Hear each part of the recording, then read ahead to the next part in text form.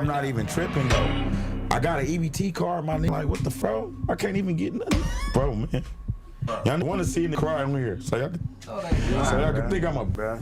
That ain't fair, man. Hey. I'm on EBT, bro. Hey. That's why. Bro. Hey. Look, bro. Calm down, bro. I'm on EBT, right now. Grammy Award-winning singer, songwriter, and producer Kevin McCall recently had an emotional breakdown on a podcast. Now, this brother has been in a beef with Chris Brown for 10 years. Their history goes way back. He was actually a songwriter for Chris Brown, helped him on tracks such as Deuces. This was like 10 or so years ago. Nevertheless, Chris Brown responded back in trolling fashion. We're going to get into that as well, but I first wanted to break down the conversation that he was having on this podcast and what led to the breakdown. And it is, I don't even know if I'm surprised so much that you can be Grammy Award winning and be currently broke. So we need to talk about that amongst other things. So let's get active. Without further ado. Still did this part. What was we talking about? I need that bread. All this could have paid for my lawyers and so I just lost both of my daughters is in Atlanta right now. I don't know what the in Atlanta's scammers and a whole lot of other shit. But my baby mamas is out there. Salute to them. They doing a great job with my daughters. I love y'all so much for that, and y'all so beautiful. It's some shit in Atlanta. You don't got no. I lost rights to my daughter, my oldest. So you lost all custody. I had a trial. I'm all in my prison clothes. I'm like, why can't we just put this off? Like my child support is $2,000, right? Deuces ain't been popping since 2012. Why is my child support $2,000? So I had all this back pay. Then I sold my catalog for $500,000. I only got $250,000 out of it. I bought my mama a house for $50,000. What? And then I had to pay all this child support. Why was my child support $2,000? I'm not Future or none of these like. So then I got the rears, not retrograde. That's the little star But shit. Even if you still had your child in California, am I correct? Yeah, I gotta prove all of that. They wasn't supposed to. I didn't have nothing on Marley. Marley, I gotta go and file a paternity, a petition for paternity. It's only $300, but watch this. I think it's a game, bro. No, this for when I poke. Don't walk up on me playing. Or you Team Breezy keep that on the internet. Oh, stop. My bad. I went too far. We talk about the talent. All right, music. Despite your flaws as a human being, you are one of the most talented individuals to ever grace the music industry. We gonna get to that. So We gonna get to that. Veer. I love how you To try that? to. I love how you. Yeah, we gonna veer to that. But we gonna Why get the to You the have a testimony. Why and the tell your life. get in on But this? he I witnessed it. He finna be in here and Why tell the us fuck I what's got going an on. EBT card? We And got this is it. at Hold on, Breezy Bro cuz. and made 90 whatever the million, and it say KKKKK Mac. Can I get 25,000 for them four songs I owe you, bro? I just want to leave, Content bro. leading up to who he is right I'm not now. even tripping though. I got an EBT card, my nigga. Like, what the fuck? I can't even get nothing, bro, man. Y'all want to see me crying here, so y'all can think I'm a bro. That ain't fair, man. Hey. I'm on EBT, bro. Hey. That's why. Bruh. Hey. Look, bro. Calm down, bro. I'm on EBT, Calm smack. down. Look. Say my name, bro. That shit is better. I had to go up in that by my face with a mask, like COVID, bro. Don't act like every had no money. EBT card. On the set, I had an EBT call. Man, I might get an EBT book. I walk in the building and look at me crazy. Let me tell you this, cuz. my name. Me and look Heather, at me crazy. look. Me and Heather went to the county building together. On my mama, together. We Hey. went to the county building together, bro. Oh, God. We go, everybody fight out of this. I had to hide in there, bro. I need you to think On the Hey, set, everybody gonna go through problems, bro. Hey, bro. Do you remember what Nip said to you? You don't remember that day we went in there? You don't even remember, huh? I was high as I was going through it, bro. I wanted to kill myself that That day. spoke life into you, bro. That was my first introduction to him. And like humbly, I had to let him know, like, bro, you one of the realest I ever met. Like, we gangsters, so like when you in that world, like you know the world I come from and who I am, like the ego, having a big ego is a part of all of it. But I had to let him know how much respect for him and how he conducted himself because of what he said to you, bro. And this is the day that the video dropped. The viral video that Breezy dropped when he said about this I'm with going your to money. August later. I need this. I bought that with your money. I bought this with your money. For real. Remember that video? It was that day, bro. They said, Kev, you a winner. You're All that supposed to powder. win. You a winner, bro. A lot of people in the world get off on seeing people down. Let me get a shot then. He not one of them, bro. You got greatness in you. All of God's greats go through testimonies, bro. All of God's greats go through testimonies. Real go Here, through. sound, cuz you can have a mic so people can hear you here. Okay. Let me just pause it right here. And I'll leave a link to this full video down in the description box down below. This is a snippet of a way longer podcast. Okay, so you guys can go look at the whole thing and its full thoughts. Nevertheless, quick emergency meeting. I was recently searching for my name online and found way too much personal information, which brought me down this weird rabbit hole of how that could have happened, and found out that there's companies out there called data brokers that will sell your data to marketers, scammers, and even stalkers. And it's a nasty, disgusting feeling knowing that there's bad actors out there selling my information, selling your information for profit. But that's why I'm recommending today's sponsor, Aura. Now, I use Aura to automatically remove my information from these sites and keep my information off. But they do other things as well, such as bank fraud and identity theft alerts, VPN access. But guys, utilize my link down in the description box down below for a 14-day trial. At least see if you've been compromised. Privacy is king in this day and age, and you should know if your information is out there. So again, utilize my link, aura.com/MTR, in the description box down below to try 2 weeks free. That's way more than enough time to see if your personal data has been exposed. Go now. Chris Brown's response to this is this story post. Remember this, you can't walk across a burnt bridge. And you know what's funnier than a troll? A broke one. Now, I'm not going to judge Chris Brown's response to this. I am not privy to the depth of their long-standing beef, but apparently there was some real hate here. In fact, in his old video shows Chris Brown flexing on Kevin McCall with all of the cars that he bought with quote-unquote his money. I just woke up and I thought about something. If this nigga wrote all these songs that he claiming he wrote, why he ain't write no more? Oh wait, this is just one part of my house. This is life before K-Mac and life after K-Mac. Man, I'm gonna stop playing with this nigga. He's a bitch. Thank you, K-Mac. I bought this with your money. I bought this with your money. I bought this with your money. I was thinking about giving you this, but you're a bitch. I bought this with your money too. I bought that with your money. That's the only one on the West Coast. Oh, I bought that one with your money too. I took a shit and then I bought this car. He's looking at you so disappointed, bro. You look whack as fuck. Hey, bro, I got you, my nigga. I got prescription change up. I got you this. Do your thing. Shout out to Ray J. We got you what's coming, K-Man. I just left rehearsal getting ready for this tour. And I just thought I should just keep being petty. So you know what I did? I went and bought a car. Not for K-Mac, but I bought one. Yeah, I just got mad. I was like, these niggas, man, you know what I'm saying? I'm going to just keep using your money, K-Mac. I'm going to keep using your money. Hey, you see that? Thank you, bro. I appreciate all this hard work you did, old bitch-ass nigga. I look on Instagram and I don't see him. I ask about him everywhere. I don't hear him. I don't know him. What happened, my friend? What if... You know what? I have a solution. Go to your father's house. Go to your motherfucking father's house. And although those are old videos of Chris Brown being petty, more recently, and this is reported as of this poster right here, 3 days ago at Kevin McCall official's Instagram account, added Bryson Tiller and said, I told you, little bro, crazy light-skinned ninjas got the best pussy, right? He's talking about Chris Brown.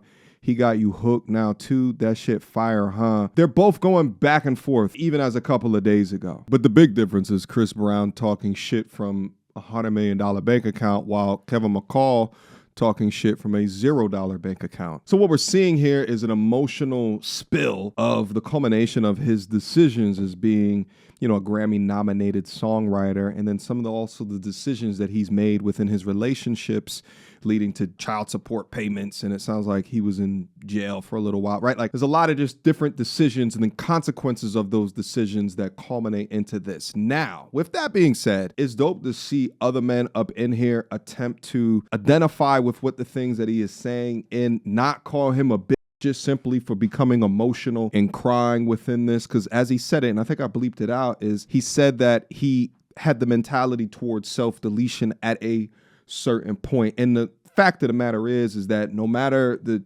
trials, the tribulations, the turmoil that is happening within our lives, we keep a lot of it in. So we walk around like we got Atlas on our backs, as if we are carrying the weight of the world on our shoulders. So it's dope to see a community vibe like this, right? Like supporting him live as he's obviously going through a rough patch in life. I mean, shit, $2,000 for child support when you ain't got it like that. But on the flip side of the coin, I often see young men like this. And when I say young men, I'm being respectful. I believe he's 40 as me. We're both the same age. But I often see young men like this make it to my age and effectively not be happy with some of the choices that they have made throughout their lives, and looking at the mannerisms and they talking about I'm a gangster and like all of this shit like that. Oftentimes, I always say this, I just want to put brothers like this in a noogie earlier on and just teach them certain concepts of manhood, masculinity, the power of letting go of your ego and prioritizing responding to situations as opposed to being reactionary, right? Because life is about chess, not checkers. If you playing by checkers, you will get checked. You can't be out here splashing off in women that you barely even know or barely even like and expect that to end well for you, creating babies and throughout different cities and states that you are touring in, right? It's good to see him thankful of the mothers being active, but it doesn't sound like he's an active father within their lives. So although we're seeing emotion, the culmination of bad decision making, and we can appreciate the community around that, we still got to hold you accountable for the choices that you were making. If you're signing contracts with people and you don't know what you're signing, then either you have to invest into someone to help you understand, or you have to go get the teachings and the knowledge yourself before you sign on that dotted line. It sucks to see somebody as talented as what he is talk about, I have an EBT food card. But for all of my G's out here, you will be the culminations of your decisions. You, nobody, like, we don't get helping hands. You, your choices and your decision, that's what it's called being accountable. And I'm not saying that he's not accountable, but you must understand that your life must be calculated. It must be a series of calculated steps that you have to intelligently think about, because if not, it might be you sitting up on a couch crying one day over a beef that's 10 years old, over a baby mama situation, over being locked up. Nobody but you. Let's finish up the content. I love how you speaking life into your homie. This is real tight shit going on. Man, rest in peace to my big cousin. This is Big real. Siege. This real tight This shit is going Siege on too. right This here. is my big cousin who taught me everything I know. This is his little homie. This is little C2. I'm really a Siege too though.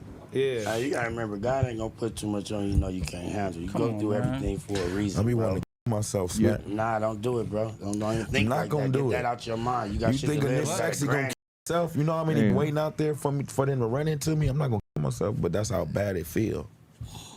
I'm him though. I'm not them. We done all had moments. We done all had moments in our quiet moments, bro. When we be at home, when we be in our bed laying down before we go to sleep at night, bro. We done felt this way. Anybody that say they never been through a moment like that, bro, just ain't being real. Yeah, you ain't being real for sure. We all go through that, homie. But God is bigger than all of us, bro. This is an organic situation going on right now. I'm just telling the truth in here. See, my thing is with you though, cause like he was saying, you are talented. You are out here. You are a producer. You are a singer. You are a songwriter. You are all of those things. You're still a father, even if you still haven't seen your kids in 10 years. You're still all of those things. But what we should be doing is leaving the past to pass. You feel me? Moving forward, and forward motion is a thing. You feel me? Working on yourself and moving forward, and you can only see what's in your future is a thing. We can't sit here and Amen hold to that. on to all of that that was in He's past right. and trying to see who owe you.